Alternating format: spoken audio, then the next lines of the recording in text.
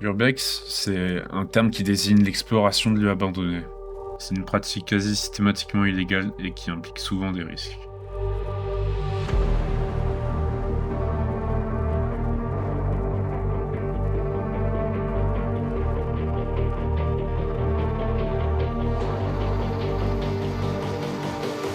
Perso, j'adore découvrir des endroits inconnus, mais c'est ça l'urbex, c'est de voir des lieux qui ont été habités, qui ont eu une âme. Pas seulement visiter des lieux abandonnés, c'est tout ce qu'il y a derrière, c'est imaginer tout ce qui a pu se passer à cet endroit-là auparavant, pourquoi est-ce qu'il a été abandonné. Aussi, personnellement, j'ai un plaisir un peu esthétique de l'urbex. L'urbex, c'est redonner vie dans un lieu qui est dépeuplé, qui est dépossédé de son, de toute action, et de se réapproprier ce spot-là, je trouve ça super intéressant.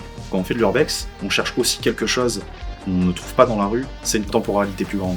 C'est tout d'un coup, on est un petit peu à l'abri des regards, c'est illégal mais on est un petit peu à l'abri des regards, donc tout d'un coup je peux investir un mur sur 6 heures de temps. Taper une peinture à la frontale dans un lieu désaffecté, ou quand tu parles ou quand tu claques des mains, t'as des échos plus, ça rajoute aussi un côté très onirique et limite magique. Clairement, quand il y a des tags, c'est super stylé, et ça rajoute une âme, un charme. Il y a des urbex où il y a vraiment des très beaux tags qui sont cachés, qui sont très préservés, parce que justement c'est dans un urbex, dans un lieu où personne ne va. Et là, des fois, il y a des œuvres magnifiques. Des fois, on va à un endroit justement parce qu'il y a un graffiti bien particulier, qui a pas mal de notoriété due à son auteur. Ça nous donne envie d'imaginer l'histoire qu'il y a eu derrière.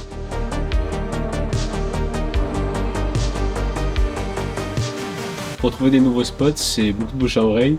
Ça peut être aussi, il y a des groupes en ligne, alors il y a des cartes en général sont payantes. Ça honnêtement je trouve pas ça top parce que en fait ça peut partager les lieux à trop de monde et après les lieux vont plus être comme avant quoi. Le protocole de ce collectif-là, c'est chaque mec qu'ils emmènent sur place, ils ne leur dévoilent pas où ils les emmènent. Ça donne plus de plaisir aux prochaines personnes qui vont trouver cet endroit-là, parce que c'est aussi ça, c'est la recherche, le fait de galérer pour trouver un spot, ça fait aussi partie du délire je dirais.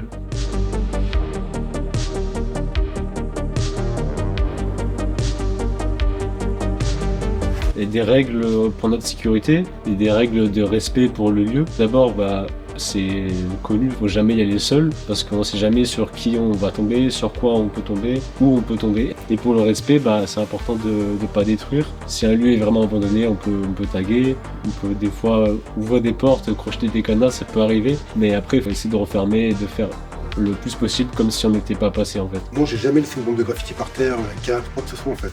Et ça, alors on pire, on repart. Masque à cartouche. Ouais, déjà. On se protège de notre peinture elle-même. Ça, c'est de la merde. Ouais, même des lieux, des poussières que tu vas soulever, de tout ce qui peut traîner.